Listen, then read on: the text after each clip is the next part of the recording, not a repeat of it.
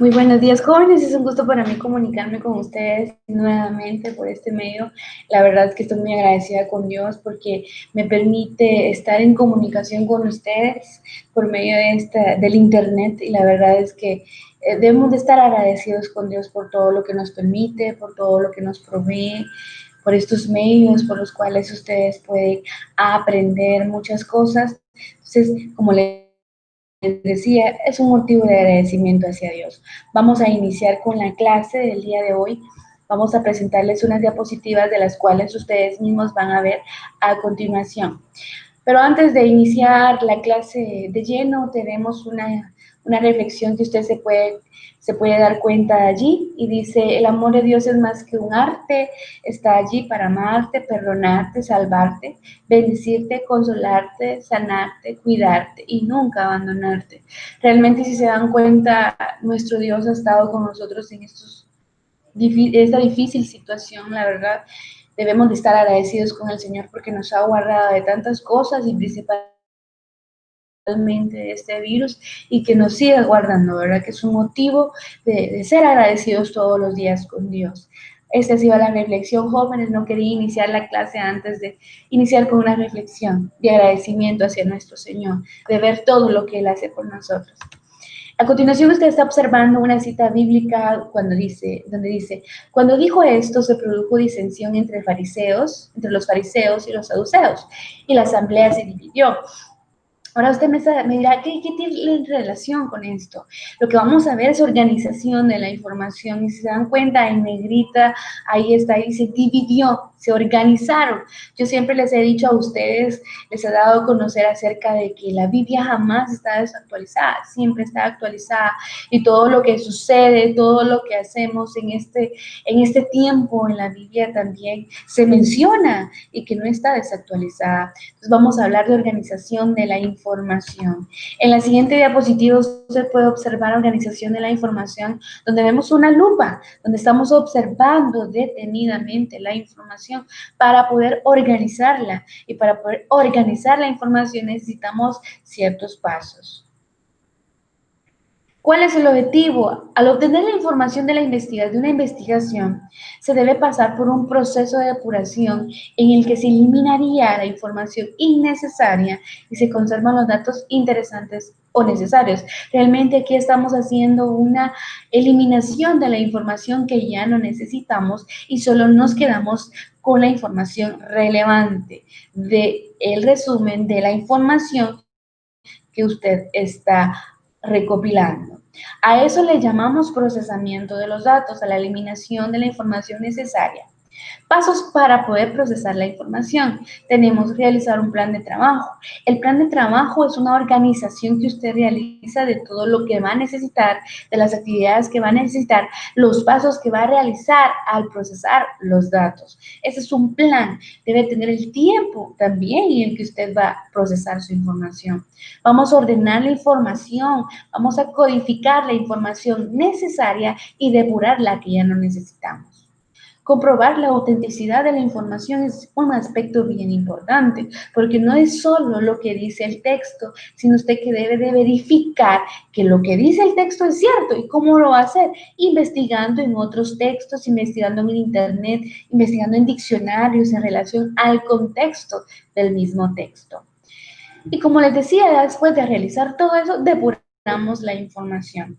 Luego llevamos un registro del procesamiento realizado. Debemos de llevar todo un registro, todas las características anotadas de los procedimientos que realizamos. También debemos guardar, y es cuando ya llevamos a cabo a guardar la información. Usted puede ver en la imagen ahí de un joven leyendo, y principalmente para poder procesar la información, depurar la información, tenemos que leer, analizar, comprender en base al contexto del mismo texto. Tenemos tres aspectos importantes de la organización de los datos. Tenemos codificación, tabulación y cuadros estadísticos. La codificación es un método utilizado para agrupar los datos numéricos, los elementos que vamos a agrupar. Y ahí tenemos en ejemplo las edades, los salarios, los porcentajes de notas. Y la tabulación es el segundo paso. Aquí ya vamos a clasificar la información que codificamos anteriormente. Y luego viene la presentación de toda la codificación y la tabulación que nosotros hicimos. A eso le llamamos cuadro estadístico. Y tenemos una imagen donde nos presenta la codificación, que es lo principal que tenemos en los casos del coronavirus, que no es reciente, pero es del 27 de mayo de 2020, hace unas semanas, de un virus que nosotros estamos viviendo y que realmente por el motivo de esto estamos comunicando por este medio, podemos observar ahí la codificación en los casos que son 3.114. Luego vamos con la tabulación donde ya nos dan el renglón en donde en Guatemala, en Chimaltenango, en Zacatepeque, usted puede observar ahí. También vemos en Jutiapa, en Santa Rosa, ya vemos los porcentajes de casos de la región, vemos por géneros, tanto femenino como masculino, vemos las edades. A todo este cuadro le llamamos cuadro estadístico. Ahora vamos con los organizadores gráficos. En este caso vamos a ver, unos organizadores gráficos importantes y el primero de ellos es el organizador gráfico. Ahora vamos a ver qué es un organizador gráfico, perdón. Son herramientas que son necesarias para ordenar y clasificar la información necesaria, resumir la información necesaria. Usted puede ver allí los organizadores gráficos de diferente índole con los cuales se organizó, se codificó, se resaltó, se resumió la información. Vamos con el número 1, que es mapa de conceptos, que usted puede observar allí. El mapa de conceptos tiene una característica principal, que se debe llevar una línea, un orden lógico en las oraciones. Debe llevar una línea. Por ejemplo, dice mapa de conceptual. Conceptos y representaciones son y nos dan lo que es. ¿Y qué utiliza? Lleva un orden, ¿verdad? Y también una característica que tiene el mapa de conceptos es que tiene conectores y los conectores están fuera de los cuadros. Son estos, utilizan los pasos, esos son los conectores que unen los cuadros, que le dan lógica al texto. También tenemos los cuadros sinópticos que usted puede observar aquí, que los cuadros sinópticos llevan títulos, subtítulos e ideas principales. Detalles de la idea secundaria. Usted puede observar acá la idea general que abarca todo el texto, las ideas principales, esa idea principal tiene su idea secundaria, complementaria, y los detalles de la idea principal que abarcan toda esta idea. Y así sucesivamente y van encerrados en llaves. A eso le llamamos cuadro sinóptico. También tenemos el mapa de ideas o mapa mental, generalmente tiene una característica en cuanto en el centro va el título y del título surgen las ideas principales, podríamos decir. En este caso tenemos la filosofía que nos muestra una imagen, la psicología una imagen, la arquitectura una imagen, música una imagen. En este caso ellos solo colocaron generalmente en mapa de ideas van palabras claves y también van imágenes. Entonces acá nos mostraron que música con una imagen, sin necesidad de colocar la palabra o el concepto, nosotros ya sabemos que es música. Esos son los mapas de ideas. Nos da una idea específicamente del texto. Tenemos la línea del tiempo, que tiene otra característica diferente, que va cronológicamente, van fechas, van eventos o sucesos de lo que estamos realizando, de la información que estamos realizando en la línea del tiempo. Va en orden cronológico y usted se puede dar cuenta acá, que inicia en el 2012 y termina en el 2017. Y nos muestran imágenes también, en base al tiempo, o a los sucesos, o a las obras literarias que realizó algún autor. Tenemos otro que es la espina de pescado, que en este caso la espina de pescado se clasifica así. En la cabeza va el efecto y la causa. ¿Cuál fue la causa? ¿Qué es lo que, este efecto que causó? Entonces aquí tenemos un ejemplo, nos dice bajo rendimiento de los estudiantes. ¿Cuáles fueron las causas?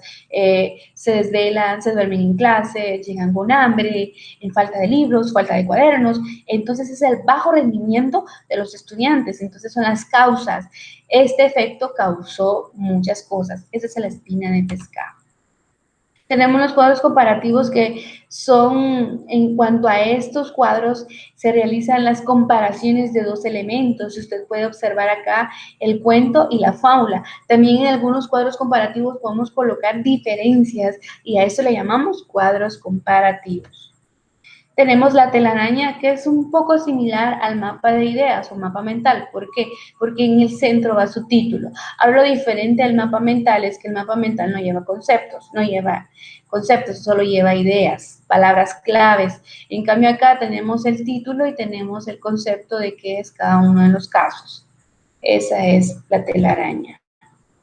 Incluso en algunos momentos también podemos hacer una telaraña, ¿verdad? En algunos casos hemos hecho las patas, en las patas van las ideas, le hacemos más patitas, van los conceptos. Tenemos también el diagrama de Venn, que es similar al cuadro comparativo, solo que en este caso son círculos y en el centro usted puede observar los aspectos que se relacionan y tenemos hombre y tenemos perro. ¿Cómo comparamos? La retina tiene conos y bastones. Esto es lo que tienen igual los dos elementos y las diferencias son las que están al lado.